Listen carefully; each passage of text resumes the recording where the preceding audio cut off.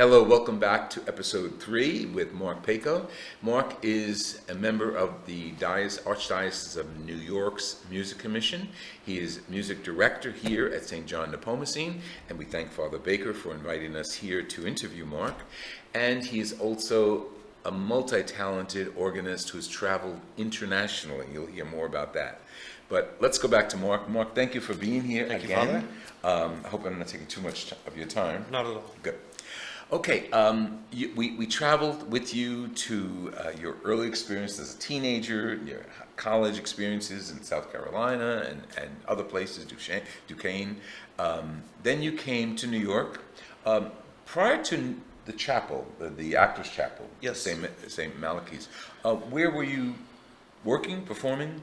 So after I finished my coursework at Eastman School of Music in Rochester, I went to the Cathedral Basilica of the Sacred Heart in Newark, and was associate director there for about almost 3 years. Really? I didn't know that. Wow. Following that time, I worked at a parish church before coming across the river to Manhattan. And the parish church was? I'm from Jersey. St. Rose of Lima in Short Hills. Oh, wow. It's a great parish, a great community there, too. Yes. That's my diocese of birth, Newark Archdiocese. My diocese of work was Patterson Diocese, and I'm here. And now I'm international. Okay, so you made it across the river, and you went to St. Malachy's? Yes. Who hired you at St. Malachy's, and why?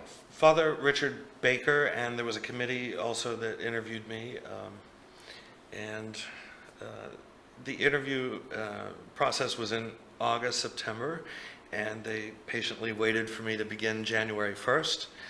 So that was an exciting time. Also, if you remember, the fall of 2008 was not very pretty because the economy was tanking and everyone was packing up their offices from Lehman Brothers. Yeah, right. Wow. What inspired you to come to New York? I think it was just a matter of chance. It wasn't as though I sought it out. Okay. When I was finishing up at Eastman, I was looking at several opportunities, but the cathedral in Newark was like the how could you say no? Yeah, absolutely. Yeah, I was very lucky to. And if you haven't seen the Sacred Heart Cathedral, it's a cathedral basilica, Sacred Heart in Newark. Go. It is gorgeous. It's clean on the outside. All the stone is recently restored. The inside is gorgeous. It is a model of Gothic architecture. It's neo-Gothic, but it's Gothic architecture.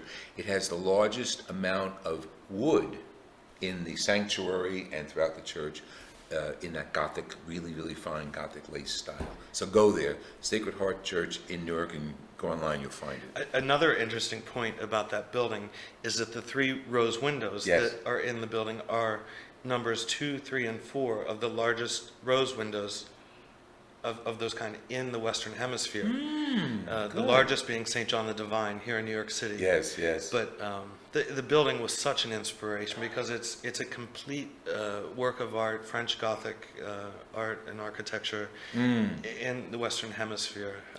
And going across the area, whether it's 280 or one of those roads around Newark, it stands out very much like Chartres stands out in my mind, having seen it way back when.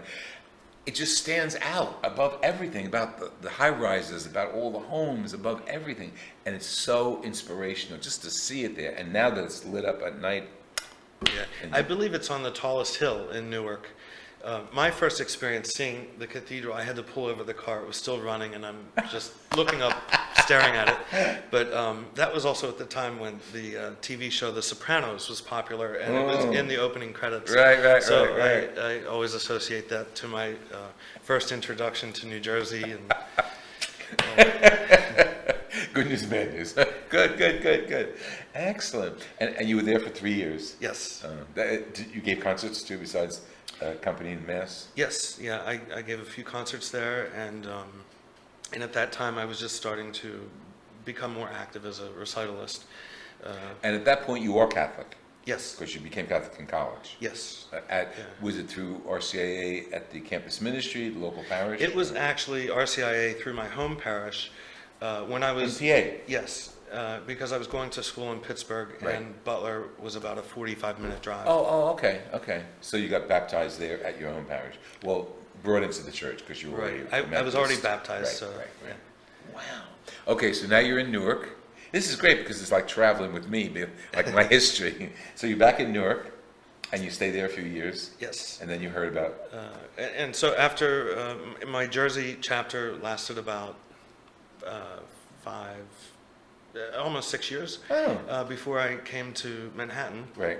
And I've been here ever since. It's now, I'm into I believe my 11th year living here in New York. That's great, and you love it. I love it, yeah. And you are on Roosevelt Island. You live on Roosevelt Island. Yes. Now, Roosevelt Island is part of this parish. A few years ago, a few parishes were conglomerated, and this parish, St. John Nepomucene, includes St. John Nepomucene, St. Francis Xavier Cabrini on Roosevelt Island, which is a tram ride away, and also another St. John the Martyr. And you're affiliated with both of these two churches Yes. that are active parishes. Yes. Do you play at your associate plays there? I have an assistant who, our schedule is it's not set, but he does the bulk of the work. Okay. Especially since he directs the children's choir Yeah, it's during, cute. And during that the is a good season. choir there. Yeah. But during the summer, I've been playing a little bit more at St. Francis, which is nice because it's very close to where I live. It's so that's an advantage, but it's such an intimate little parish. You have to go there. St. Francis Xavier Cabrini. St. Cabrini is the patron of immigrants, Italian immigrants, specifically Italian and all immigrants, and it's built in a very interesting modular concept. Roosevelt Island serves a great deal of other people, but also serves people of the United Nations, and the church is built into an apartment building. I mean, very much like I think Habitat in Canada during the World's Fair. It's so different. I love it. It's so intimate. How many seats do you think are there? I'm guessing 175. Yeah, okay, under 200, but always intimate. And it is the epitome of the Catholic Church, I think, because it's Catholic with a small c, universal. Every denomination, I should say, every culture is represented, every color is represented, every language is represented, and they all speak English, probably better than I speak any of those languages, and they're so friendly. It's. I mean, this parish is wonderful too, but I mean that is intimate. So, But what's interesting about the how we've come to be in this space, the parish just moved into this building, which was an existing building and served different purposes throughout Right. its history since the 1970s. Right. And but we have these amazing views that look over the East River, and then we also have a parish center, which we now have a space to congregate and have fellowship. coffee, yeah. In the past, our facilities, we didn't have these abilities. We were renting a place by the hour or the slot, and then the other chapel, which was like a storefront chapel, only sat 40 people. Eeks, right. So now we have a more dignified place, which is quite beautiful. Oh yeah, oh very. It's good. Good. I'm glad. And it's only a year old, right?